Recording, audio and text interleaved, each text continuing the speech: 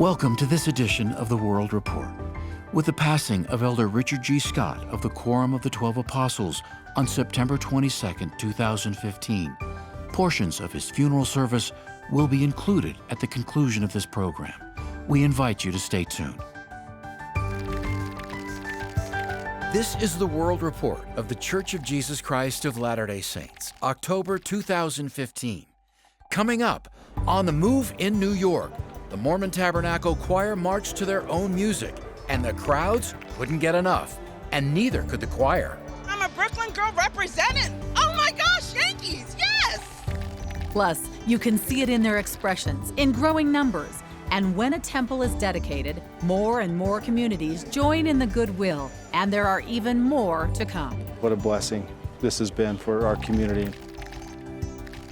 The flourishing church in Africa, a growing number coming into the faith, and doing so with a determination to keep religious freedom alive and valued all the more. My religion is part of my life.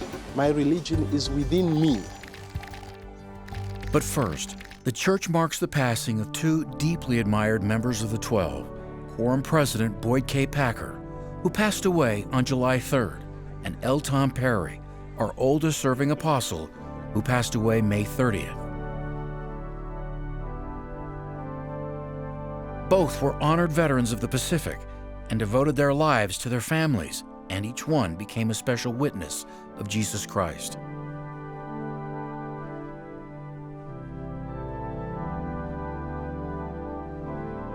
We begin with the proceedings that mark the passing of President Boyd K. Packer.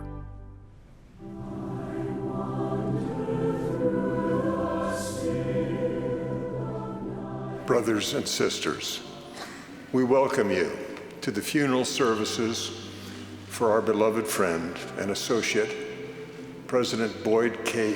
Packer. Last Friday afternoon, God touched him, and he slept. His eternal spirit is now free from a body worn by work and impaired by illness. He has gone to that paradise for which he is so well qualified. He leaves to his family and to all of us who knew him a legacy of Christ-like love and devoted service. As Grandpa embarked on the journey of life with his sweetheart, he decided to give the Lord that which the Lord would never ask for nor take. Grandpa willingly gave his agency to the Lord. With this gift to God, the Lord began to mold this couple to become extraordinary servants. As I have often said of him, he is an apostle of the Lord, from the crown of his head to the soles of his feet. He wore out his life in the service of the Savior of the world. He was always teaching. He repeatedly reminded the 12 of the importance of each individual member of the church, especially those who were struggling financially. He sometimes said, we should always act as if they are present here in our councils. From the islands of the sea, from the hamlets in faraway places with strange-sounding names, from the hearths and the homes of the many whose lives he blessed, comes a resounding expression of gratitude. Thank you, Father, for such a man as Boyd K. Packer.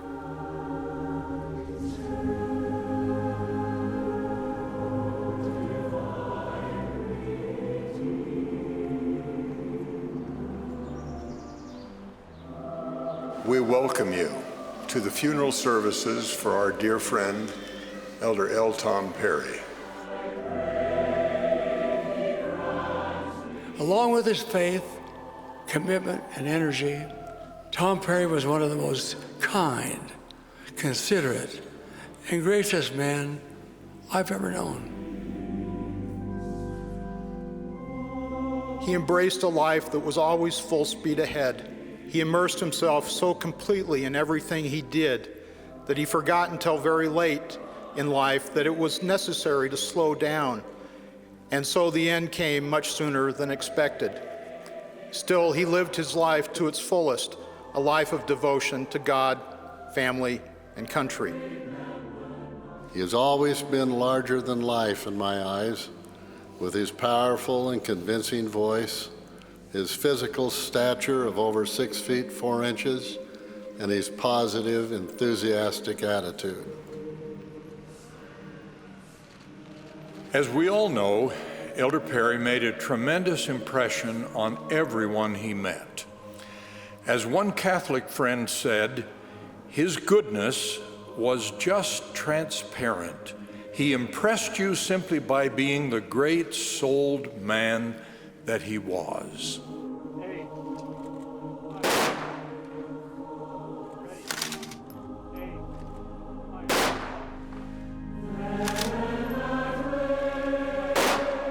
I declare to you, my brothers and sisters, that there's no chink in Elton Perry's armor.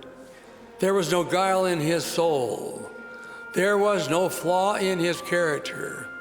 He loved the Lord with all his heart and soul and served him with all his might to the very end of his mortal life.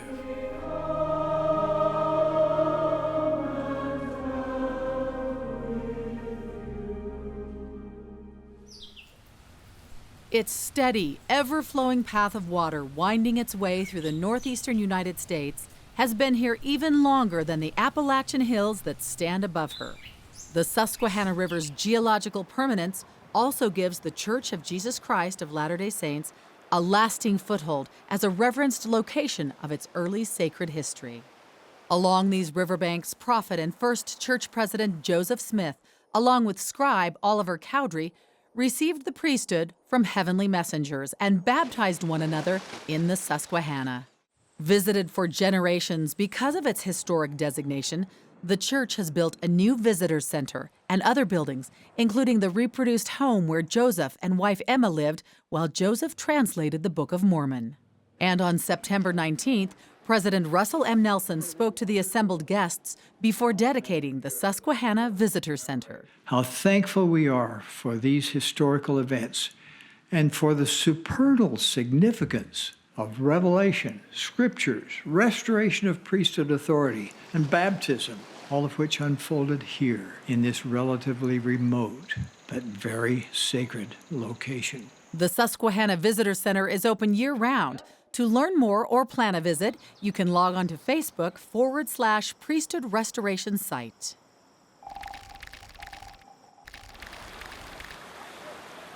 Nowhere in the world is the church growing at a faster rate than on the continent of Africa. This was February at the creation of Mozambique's first stake. A stake is a grouping of congregations by location. João Castanera was called to preside over this area of the church.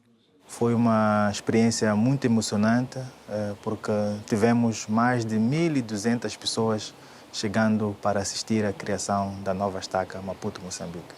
The mission reports 600 complete families joined the church over the most recent 3-year period.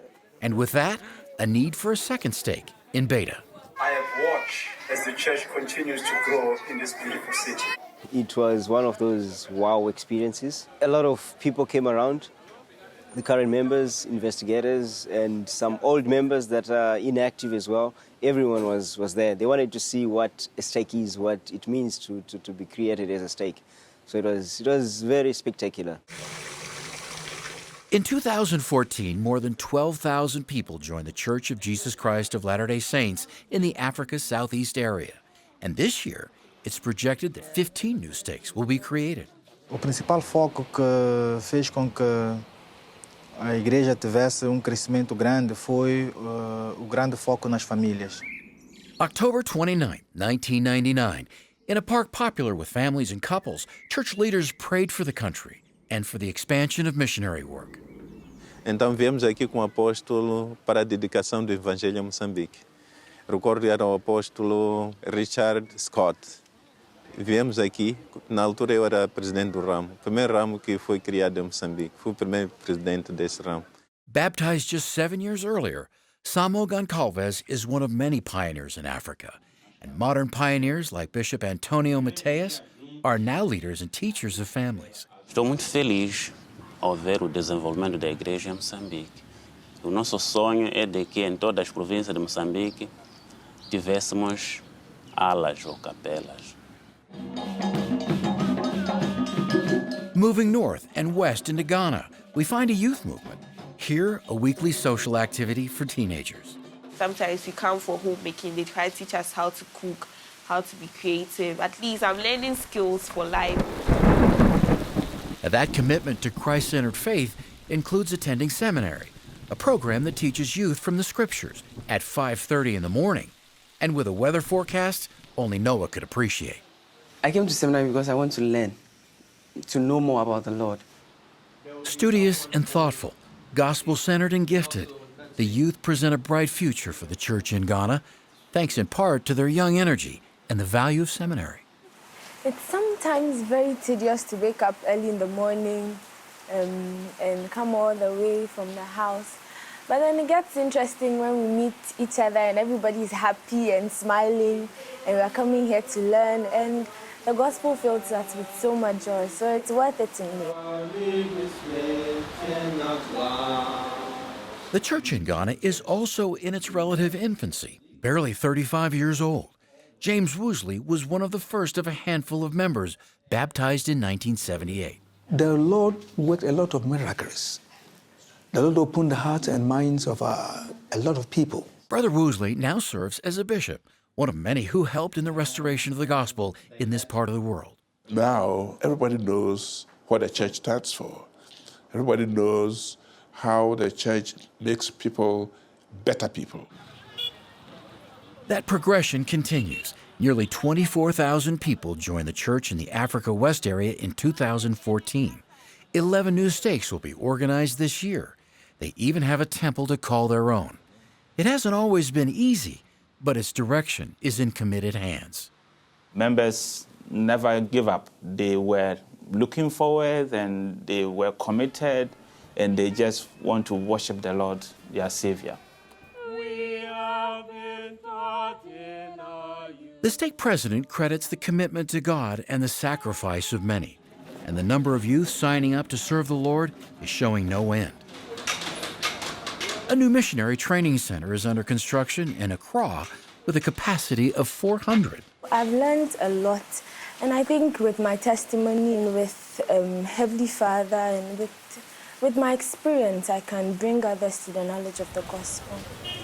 Whether Ghana or Mozambique, the saints in Africa are focused on one another as they serve the center of their faith. When others notice that you have certain standards and they see that there's something unique and something special about you, and then they decide to ask why.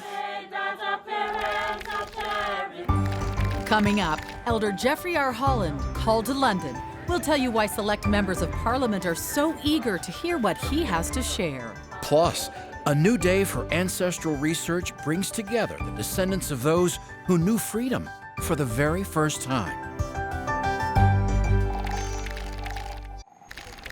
As religious conflicts escalate around the globe, a group of British members of Parliament is finding ways to relieve suffering. They met in the UK House of Lords in mid-June, inviting Elder Jeffrey R. Holland of the 12 to drive the discussions and explore solutions to the crisis of religious conflict worldwide. I invited Elder Holland to come to the House of Lords today to meet with a number of my fellow peers, members of the House of Lords. We are all parties, the group that he's going to meet, and all backgrounds and all knowledge and sense, and I want him to share his deep reservoir of knowledge and understanding. The relationship between Elder Holland and some members of Parliament was born out of an international aid organization in the UK and its work with LDS charities. These members of Parliament, particularly in the House of Lords, are interested in what we're doing. They're doing many of these same kinds of things, and I think they want to build that relationship. I'd like us to do about 10 times more together, because apart we're weaker, then together we're truly powerful. We had a distinct advantage as a religious organization, as a church, not only obligated but empowered in the gospel of Jesus Christ to reach out, to care for the poor, to clothe the naked, to feed the hungry. I'm a great believer in that organizations like this do a great amount of good, and governments do a great amount of good, but I don't think anything is more important than what individuals do on their own. I think the best kind of charity happens with relationships, and each person has the ability to do that on their own. Every person can do that. I think that was the message of Christianity.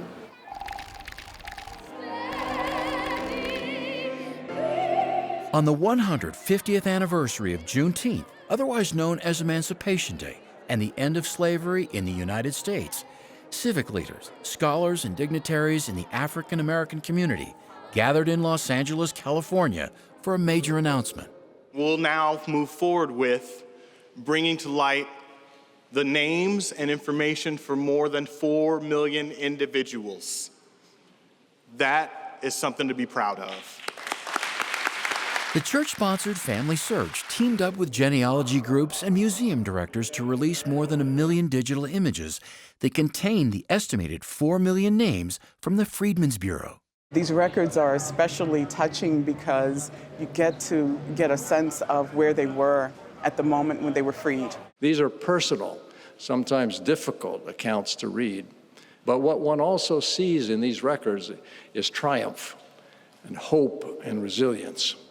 The commemoration also presented an opportunity, an invitation to bring those names online. We're calling this the Freedmen's Bureau Project for a reason. Although the images of the records are now available on discoverfreedman.org, they have not been indexed.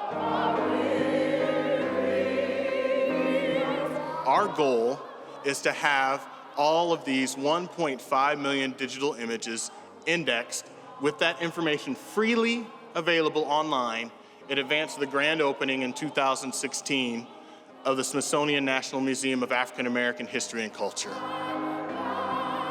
What an exciting opportunity we have to bring one of the most important record sets to light. This will change the very fabric of genealogy for African Americans. Straight ahead, to the four corners they go. Members of the 12 remind all who would hear what it means to protect religious freedom. And from a small community in Africa's nation of Namibia, what it means when the freedom to follow your faith is taken away. The cause of religious freedom takes members of the 12 to faraway places this past spring.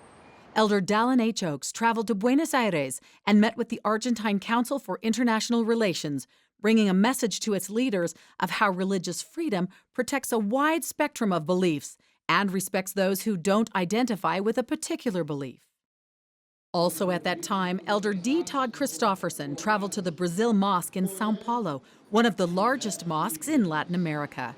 He met with Muslim leaders before delivering his remarks in Portuguese to a religiously diverse audience, all the while commending Brazil for its remarkable stance on protecting religious liberty, while noting the social benefits that flourish in countries where people are free to practice their religion. In the United States, President Dieter F. Uchtdorf addressed scholars in April at the University of Southern California at the inaugural John A. Widtsoe Symposium held on the campus of USC. President Uchtdorf spoke of Christ-like love practice and that faithful path helping humanity avoid in the future the echoing tragedies of history. Thank you for the invitation to be with you on this unique and special campus. Elder Quentin L. Cook of the 12 was invited to speak May 27th to a religiously blended audience assembled at the Sydney campus of the University of Notre Dame, Australia's School of Law. We must not only protect our ability to profess our own religion, but also protect the right of each religion to administer its own doctrines and laws. The annual Religious Liberty Lecture was organized at the Notre Dame School of Law 4 years ago, and on this occasion, Elder Cook's address marks the first time the lecture itself was delivered by an expert in the field of religious freedom from overseas. As others see the goodness of individuals and families, goodness that is founded in strong faith and character, they will be much more likely to speak up in defense of the religious freedoms that allow us to be who we are. Thank you very much.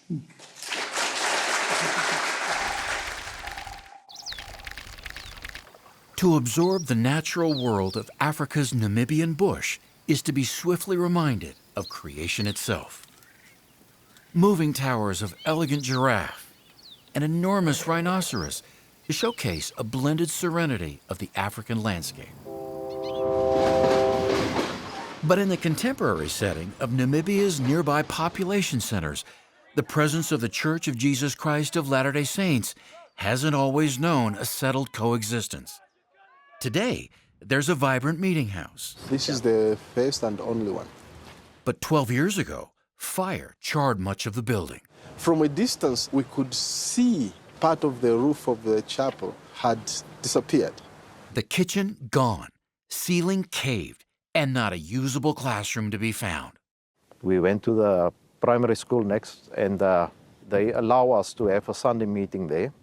But when we went back the next Monday, then they said, no, you can't have any church meetings on our school premises because the people are complaining. Their place of worship, not a guarantee, and the church's place in the community, unsecured.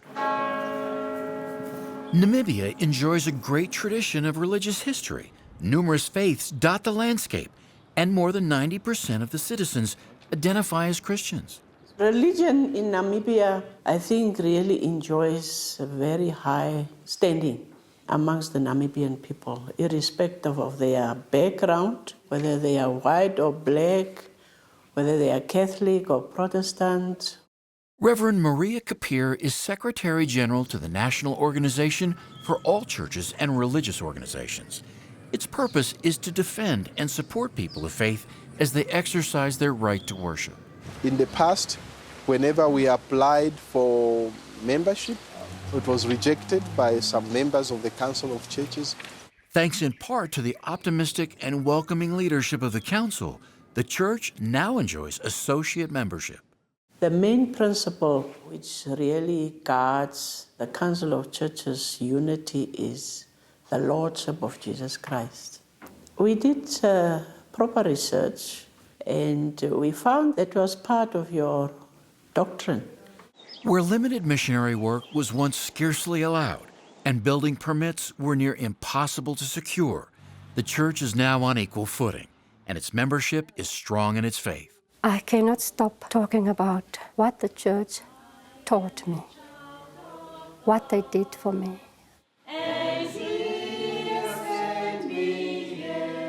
Devoted families enjoy spending time together in worship, and on this occasion, singing from a salvaged hymn book rescued from that fire of 2003. Being a small group of believers, somehow it brings you closer together. Years ago, the church was endangered in this part of Africa. A few faithful families managing against the odds in this place of stark beauty. This spring and March, a new beginning. A district was created, and Demas Makua was called to be the district president. What I know for sure is that my religion is part of my life. My religion is within me. So liberty or no liberty, no one was going to stop me practicing my religion. We may help each other. Around the world we go. Temple announcements take us across the oceans, and new temple dedications remind us all of the rallying cry for families to come and see. It's a place of security and a place where you know that no matter what situation in life you are at, you can go there for peace and for answers.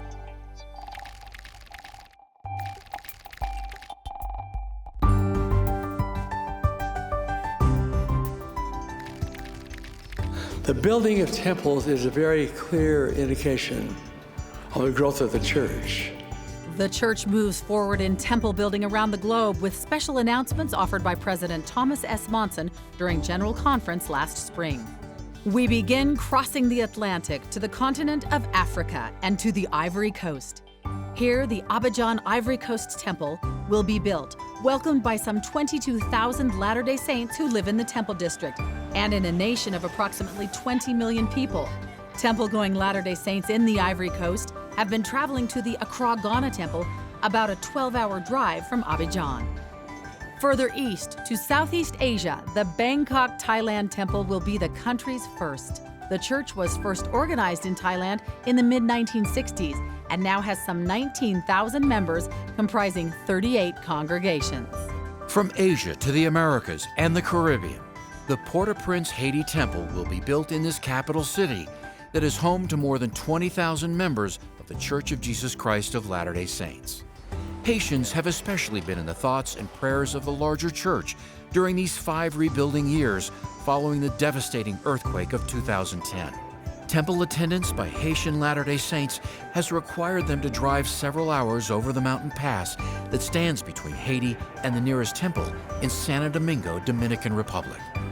Back to North America and the Mountain West, the church broke ground for the Star Valley, Wyoming Temple on Saturday, April 25th. Hundreds of church and community members and their leaders came to this picturesque rural area south of Afton, Wyoming, to share in the excitement and witness this new chapter in a small but historic frontier community. Heading south from western Wyoming to what will be the Cedar City, Utah temple, where the church broke ground August 8th for what will be the 17th operating temple in the state of Utah. Temple dedications dot the landscape throughout the Western Hemisphere. We begin in Latin America, where President Dieter F. Uchtdorf, second counselor in the first presidency, dedicated the Trujillo, Peru temple June 21st. Joined by Elder David A. Bednar of the 12 and a host of other church leaders, President Uchtdorf expressed the gratitude of the church toward the community and city of Trujillo, along with the country, for making the building of the temple possible. The Trujillo Temple is located in an historic region of Peru, very near to the Campo Eterno Cemetery and just east of the pre-Columbian city Chan Chan. The temple will serve more than 88,000 members of the church.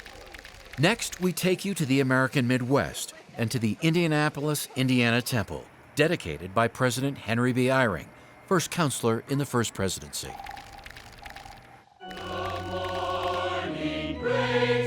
Indiana is a very important place in the history of the church. And now for the first time, they will have their own temple. We're going to put in the mortar symbolically as a representation of this conclusion of the construction of the temple.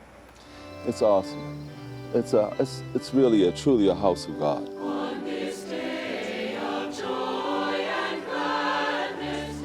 I think it's a great opportunity. It's definitely a once-in-a-lifetime opportunity for us to be able to come and see this.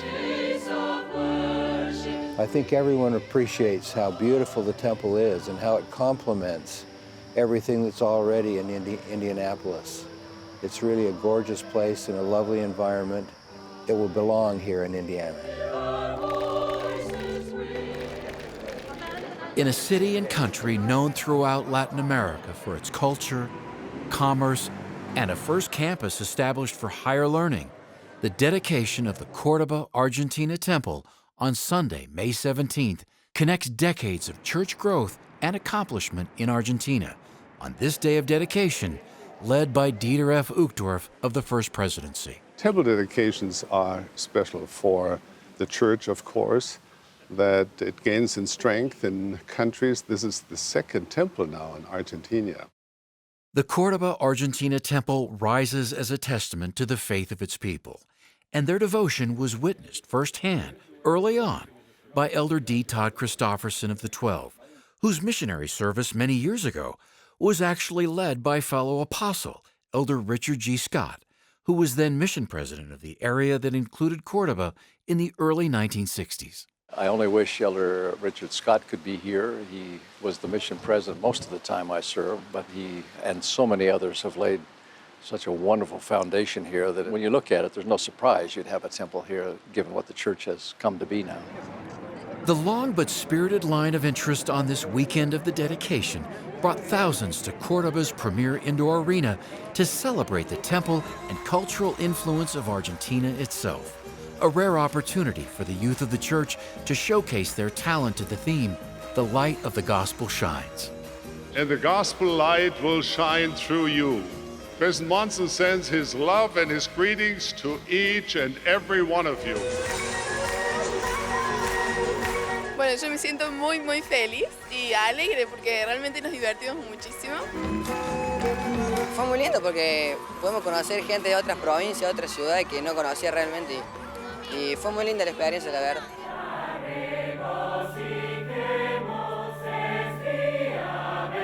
Mis sentimientos fueron de los más hermosos en estar en el templo y poder ver la colocación de la piedra angular. The temple is a connection, a bridge between earth and heaven. And now, without any more delay, we will move forward and seal this cornerstone. The fact that Jesus Christ was resurrected, that he lives, that this is his church, that he guides it, makes all the difference in the world. And when your direction, your decisions are all based on that foundation, it'll all turn out right.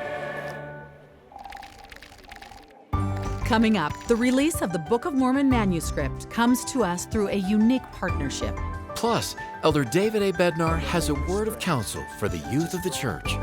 This is the greatest season in the history of the restored church, and we get to live now.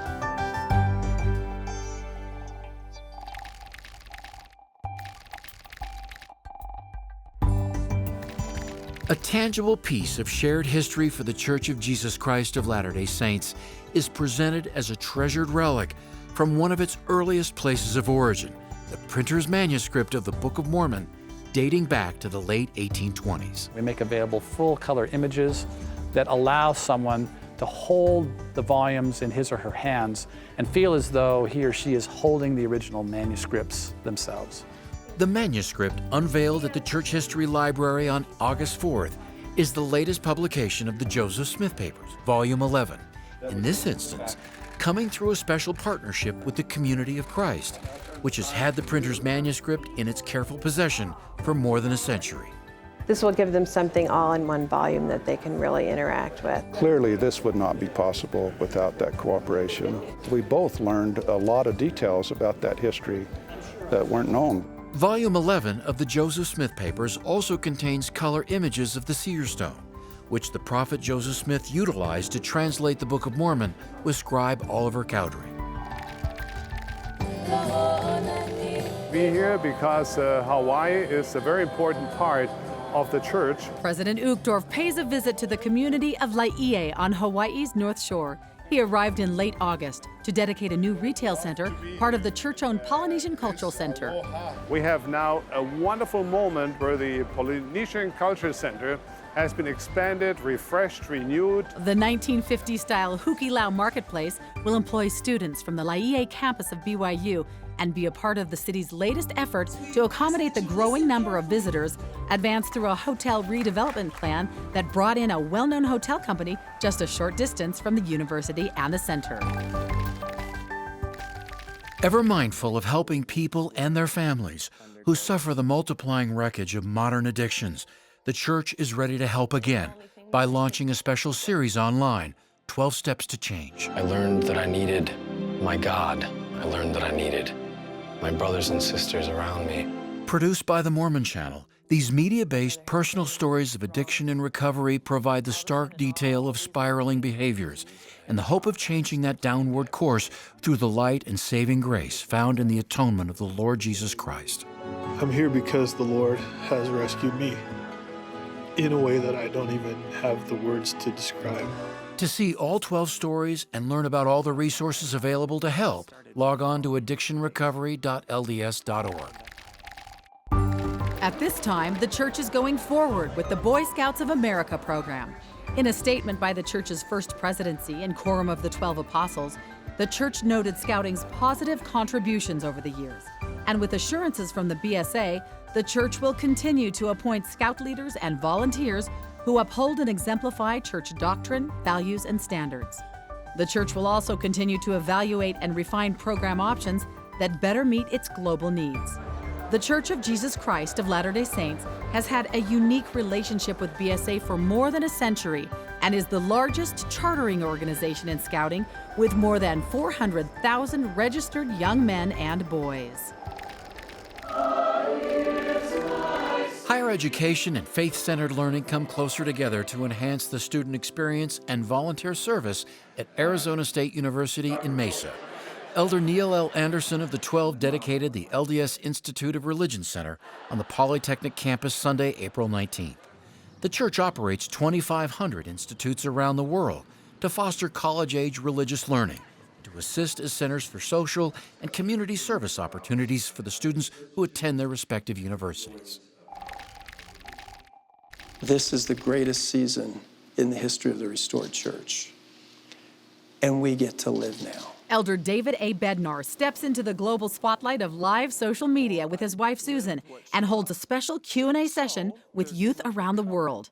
On May 12th, Latter-day Saint youth were able to log on to the LDS Facebook page or the Mormon Channel's YouTube page to hear Elder and Sister Bednar's insights on strengthening their faith and finding answers to life's pressing questions. If you missed the live event by the Bednars, you can view it anytime on the LDS Youth Facebook page.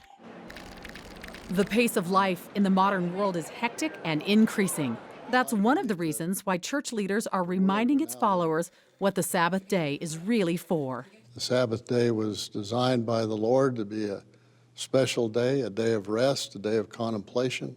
Elder M. Russell Ballard of the 12 raises awareness with the pivotal practice the church offers most every Sunday, sacrament meeting, and making time for family on this day of worship.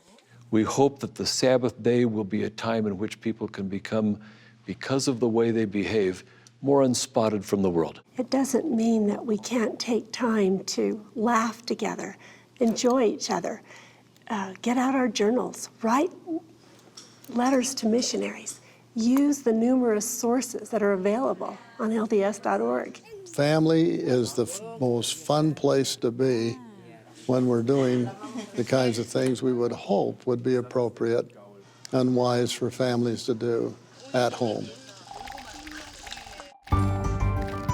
Straight ahead, a place so far from the mainstream, its ever-shifting sand dunes seem to hide its past. But there's more to this story emerging from the skeleton coast of Africa. Tucked into Africa's skeleton coast is the German enclave of Susquehanna. The stunning Namib Desert appears as if from another world, with its sea of red sand stretching from Angola on the north all the way to South Africa. 80-million-year-old dunes border the cold Atlantic Ocean, where countless flamingos come to lay claim along this ancient shoreline. We moved here in 2006, me and my family. Marcel Noble and his family, pioneers really, left their previous home in Windhoek to settle down in one of the four corners of the earth. Our start was actually very difficult for us. It was moving from the church to a town where there is no church. You could say they entered the desert like the prophets of old. I had a dream. I was actually walking in the desert and the wind was like blowing like this. And I was walking and then suddenly the wind stopped blowing. And then when I look in front of me, there was a blue book lying in the sand. And when I picked it up, it was a Book of Mormon. The mission president asked Marcel to seek out members of the church among the 50,000 residents here. That task would turn up 3 families, no formal ward or even a chapel, so they all met in the Noble home. We did have the technology, so we download all the previous conference talks, and we had our meetings on Sundays, like a normal sacrament meeting. The biblical promise of where 2 or more are gathered together found new meaning for these few and generated a clear sense of belonging. Even though we are very far from Salt Lake, we felt very close to Salt Lake.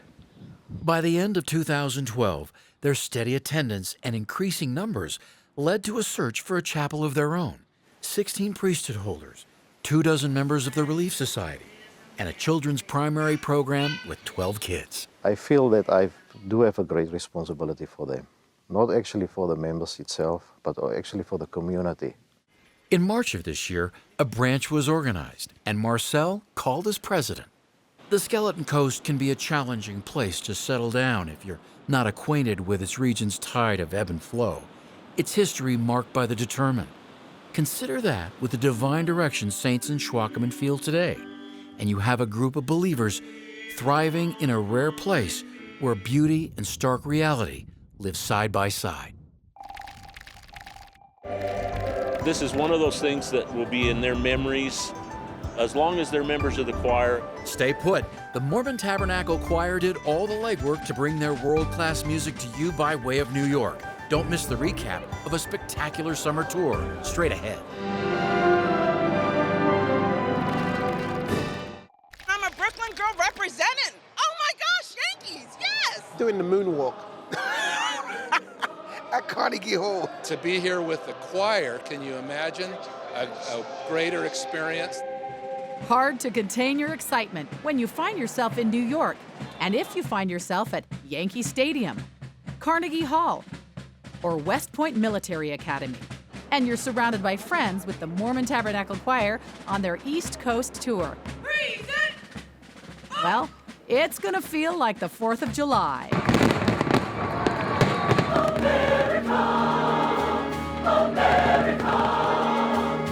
In fact, it was the spirit of Independence Day that was built around the multiple performances of the Mormon Tabernacle Choir and Orchestra at Temple Square during its official summer tour along the eastern seaboard. The big thing about being here in New York, it's the crossroads of the world.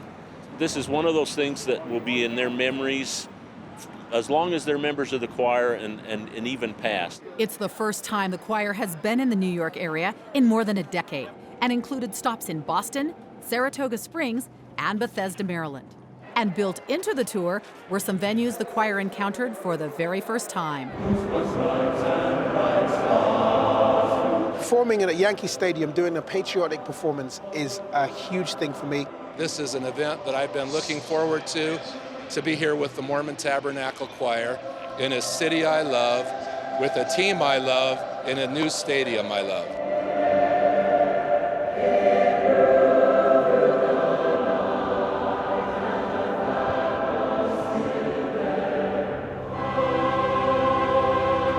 In New York, if you're going to come to New York, Carnegie Hall is the #1 place. So to have them here at Carnegie Hall is very, very special. Yeah, I feel like I'm right there, right in front of them. It's really like touched my soul. Like so many of the songs have just really stirred me.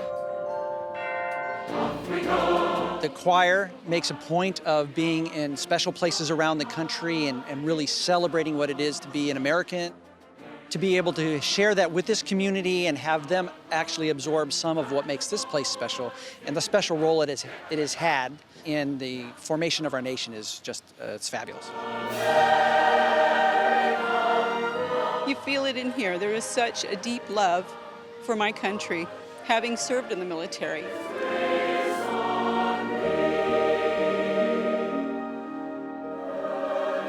It's a great honor for us to be here at West Point today on the 4th of July.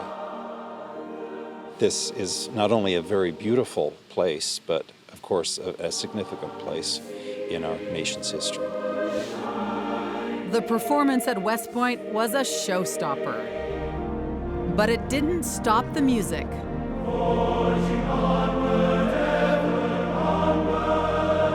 The Mormon Tabernacle Choir returned to Salt Lake City to finish out the month, taking to the stage with the Broadway star of Cinderella, Laura Osnes. The sun is shining, come on, get happy. The Lord is waiting to take your hand. Shout hallelujah, come on, get happy. We're gonna be going to the promised land. As they paired together 2 nights performing music for a summer evening for the annual Pioneer Day concert held at the Conference Center. And peaceful on the other side. Forget your trouble. I am absolutely thrilled to be here with each of you and this magnificent choir and orchestra. Thank you so much, Mac Wilberg and Ryan Murphy, for inviting me to be a part of this very special evening. Say, come on, get happy. Chase your cares away. Shout hallelujah. Thank you for watching this edition of the World Report of the Church of Jesus Christ of Latter-day Saints. Stay tuned now for coverage of the funeral services of Elder Richard G. Scott of the 12, who passed away September 22nd, 2015.